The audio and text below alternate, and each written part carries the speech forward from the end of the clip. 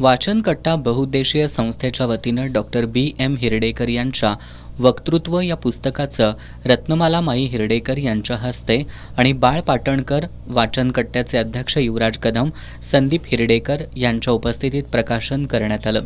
या निमित्तानं लेखक प्राध्यापक डॉक्टर रघुनाथ कडाकणे यांनी डॉक्टर बी.एम. हिरडेकर यांची मुलाखत घेतली।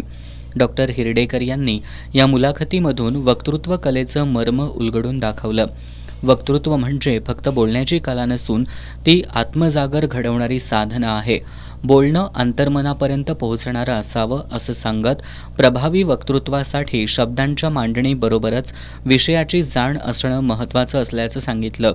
वक्तृत्वासाठी संगीतासारखी वाचन आणि आत्मपरीक्षणाचा रियाज गरजेचा आहे असं डॉक्टर बी.एम. हिरडेकर यांनी सांगितलं।